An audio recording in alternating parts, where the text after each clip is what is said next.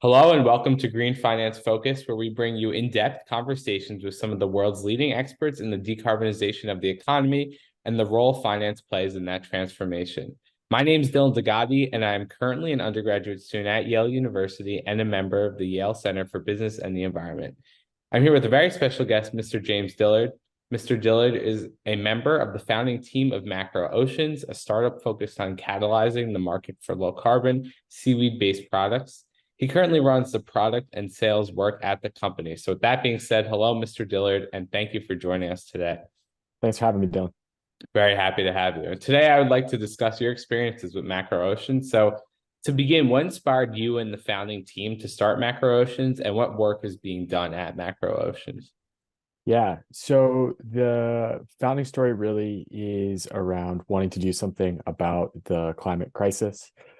Matthew, our founder, and I were talking a lot in 2020 about different ways that we could create a more regenerative supply chain. And then Matthew in particular has deep experience in terrestrial agriculture and was looking at how he could create a supply chain that is more in tune with the environment and is less land intensive, less input intensive.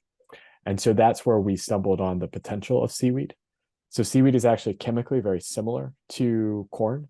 And this is sort of what kicked off some ideas in our head, is basically like, why is corn this massive industry, but seaweed, particularly in the US, is not farmed at scale. And so initially, I think we were thinking about how can we help farmers? How can we basically make technology to make farming more efficient? Because that's where both he and I have some experience. But as we started to talk to farmers, we felt like the real gap was at the intersection between farming and demand.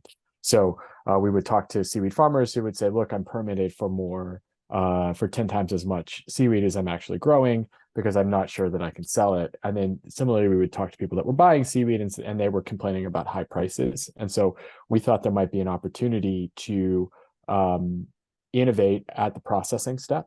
So we tried to reinvent seaweed processing from first principles, taking out cost in the process, and hopefully allowing farmers to reach more markets at scale. Yeah, it's very interesting. So being a startup, how do you address barriers to entry in a space like, this industry?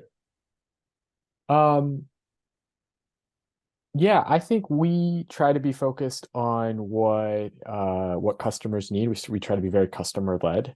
And so then that sort of tells you what hoops you have to jump through and which ones you don't. It's always good to ask, do I actually need to solve this problem? Is this a real do I need this certification, for instance, to get to market? But oftentimes, those barriers are there for a reason, and understanding which ones you just have to go and solve for, I think, is the most important thing.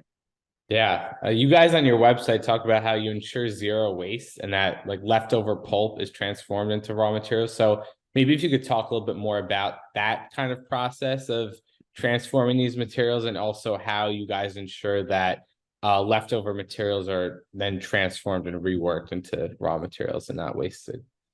Yeah, so it is important to emphasize that right now we are operating at basically pilot scale, which is one of the things that makes it easier. But we are planning to be at a zero waste process as we scale up, from the ground up. So one of our key innovations was saying, look, we're going to have a single manufacturing process for multiple different product types. This allows us to target a cosmetics ingredient and a food or a regenerative materials input, and then a pulp product, all from the same manufacturing process, and helps improve our unit economics. So we started with that as a requirement and designed the system that way. And then it's all about figuring out how to productize each of those steps. So the pulp product, I think, is the one that's earliest stage, but we've got some really good proof of concepts with paper companies, which I think we'll be able to scale up as we go. Can you talk? Yeah, it's very interesting. Can you talk a little bit more about your revenue kind of model going forward and how it is right now and how with scale you plan to either keep it the same or adjust it? Yeah, so we are just beginning commercial sales, so very, very early.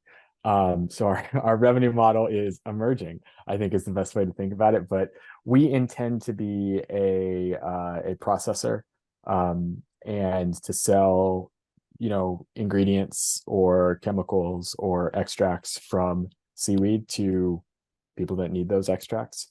We'll do a little bit of productization of those extracts in order to meet their requirements. And that's definitely kind of the 1.0 version of the business. I think if we can really prove that that works, there are interesting opportunities um, to license the technology or to come up with something that allows for more uh, profit sharing with farmers.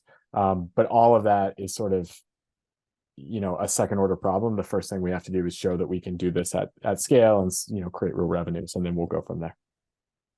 For major competitors, do you guys have any major competitors in the industry, and like where are they at in their process? And also how do you plan to kind of address that competition?